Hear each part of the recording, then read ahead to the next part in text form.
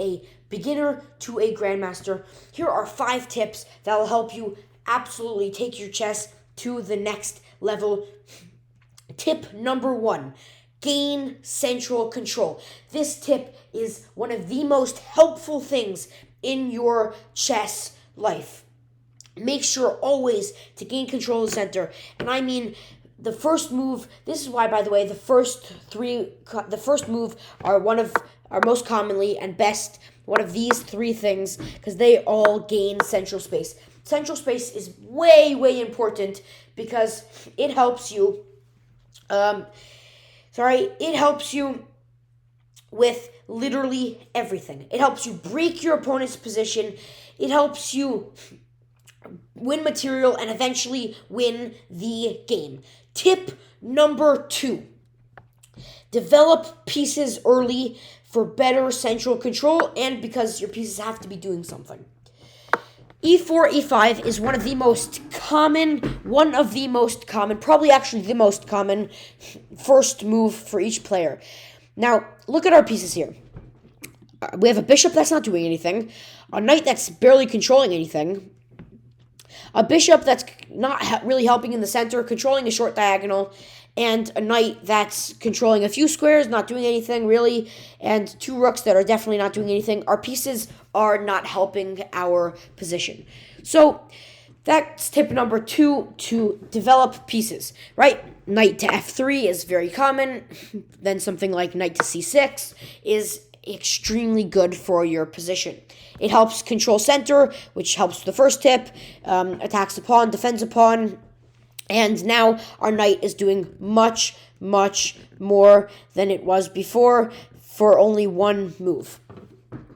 And as well, we can develop our bishop, and this brings me to tip number 3, castling. Castling is very, very important. Why? Right now, my king is in the center of the board and is subject to a lot of attacks, and it's not very safe. Castling, for those of you who don't know, is a 1 move that can do 2 things. First of all, it can bring your king to safety. Second of all, it slightly activates your rook. So, why is castling so important? Because you need a safe king. So, castling is very, very useful in a game, and you should always try to castle early on. Tip number 4, avoid moving the same piece multiple times without a specific reason. Now, obviously, of course, if the opponent happened to blunder, then you have reason to castle, then you have reason to move the same piece twice. But let's say in this position, we decide for some reason we were going to move the knight to g5. What does that help us with? Because we're attacking their pawn. That does not mean anything. Attacking their pawn does not do a thing for you. What's going to happen? Well, something that's common after a castled on kingside king is back rank.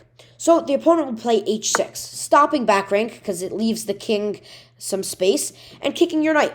And now you just lost a move. And there's no reason for it. There's absolutely no reason that you should have to lose a move. So never move the same piece twice.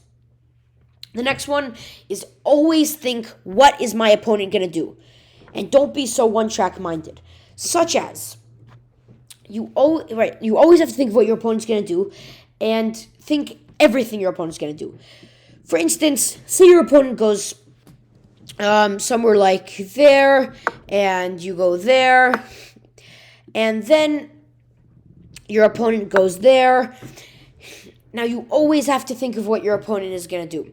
Because in this position, you could say, I could do something like threaten his bishop or whatever, or something like that. And I'll have to move because takes.